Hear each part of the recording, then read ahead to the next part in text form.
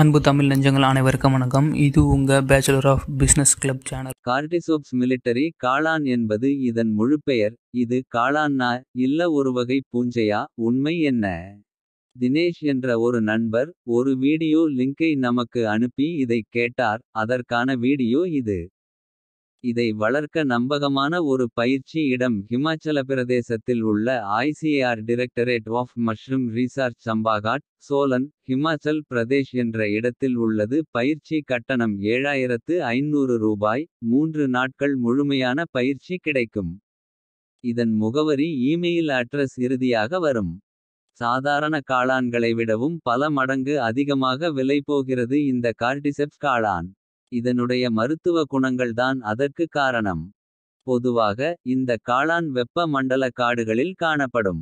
அதனால் இந்த காளானை காட்டு காளான் என்றும் அழைப்பர். இந்த காளான்களில் 400 வகைகள் இருக்கின்றன. அவற்றில் பெரும்பாலானவை பூட்டான், சீனா, கொரியா, நேபாளம், தாய்லாந்து மற்றும் வியட்நாம் ஆகிய நாடுகளைச் சேர்ந்தவை. மிகவும் பிரபலமான மருத்துவ இனங்கள் 2 உள்ளது. அதில் கார்டிசெப்ஸ் சினென்சிஸ் மற்றும் கார்டிசெப்ஸ் மிலிட்டரிஸ் ஆகும். நம்மில் காளான்களை பற்றி தெரிந்த பலருக்கு கார்டிசெப்ஸ் காளானை பற்றி பெரிதாக தெரியாது. கார்டிசெப்ஸ் என்பது ஒட்டுண்ணி பூஞ்சைகளின் ஓர் இனமாகும். இது பூச்சிகளின் லார்வா மற்றும் உடலில் வளரும் காளான் ஆகும். இந்த பூஞ்சைகள் அவற்றின் உடலை தாக்கும்போது அவை அதன் திசுக்களை மாற்றி ஹோஸ்டின் உடலுக்கு வெளியே நீண்ட மெல்லிய தண்டுகளாக வளர்கின்றன. இந்த காளான் ஒரு நீண்ட 20 முதல் 50 மில்லிமீட்டர் விரல் போன்ற உடலை கொண்டுள்ளது மற்றும் பொதுவாக பழுப்பு நிறமாகவோ அல்லது ஆரஞ்சு பழுப்பு நிறமாக இருக்கும். மேற்பரப்பு தோராயமாக துளையிட்டது போல காட்சி அளிக்கும்.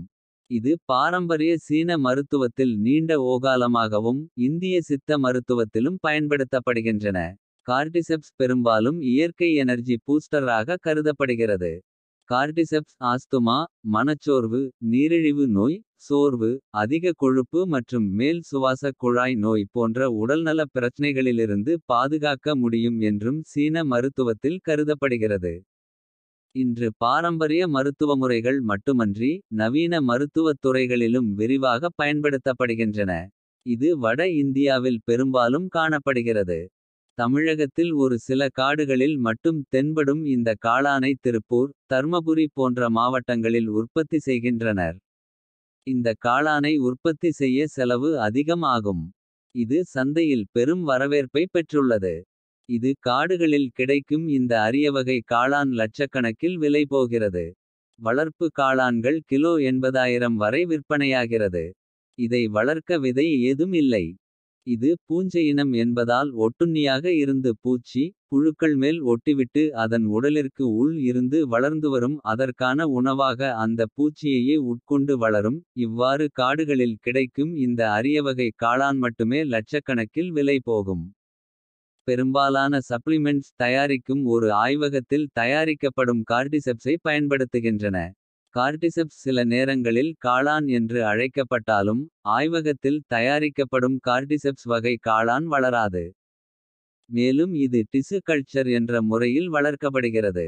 டிசு கல்ச்சரில் ஒரு பொருளை வளர்க்கும்போது அது காற்றோட்டமாக இருக்கும். ஆனால் இந்த காளானை அவ்வாறு வளர்க்க முடியாது. ஒரு கண்ணாடி ஜாரில் மூடியிட்டு இறுக்கமாக அடைக்கப்படும். மூடியின் மேல் ஒரு சிறிய ஓட்டை மட்டுமே இருக்கும்.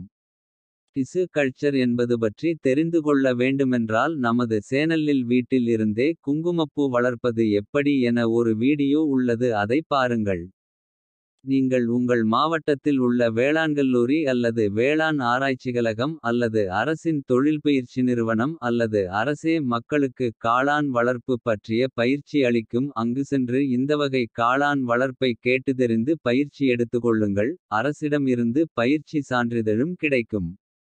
இதை வளர்க்க மிகுந்த அனுபவமும் கவனமும் வேண்டும். அதனால் புதிதாக வளர்க்க நினைப்பவர்கள் இதில் இறங்க வேண்டாம். இதன் முதலீடும் அதிகம். தினேஷ் அனுப்பிய பதிவில் போதிய தகவல்கள் இல்லை.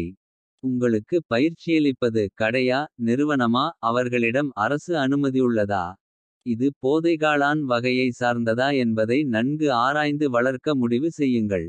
அதற்கு முன்பு இவரிடம் இருந்து யாரேனும் இதை வாங்கி வளர்த்து வருகிறார்களா என்பதை கேட்டு வளர்ப்பவரின் முகவரி போன் நம்பர் போன்றவற்றை வாங்கி நேரில் சென்று வளர்க்குமிடம் எப்படி உள்ளது வளர்க்கும் முறை என்ன வளராமல் போய்விட்டால் என்ன செய்வது இதற்கான உணவு என்ன. யாரிடம் விற்பனை செய்ய வேண்டும் நாம் கொண்டு போய் விற்க வேண்டுமா அல்லது நம்மிடமே வந்து வாங்கி சொல்வார்களா என அனைத்தையும் அவரிடம் இருந்து கேட்டுவிட்டு கிடைத்த தகவல்கள் போதுமானதாக இருந்தால் மட்டும் ஒரு தடவைக்கு 100 தடவை யோசித்துவிட்டு இந்த தொழில் இறங்குங்கள். நன்றி.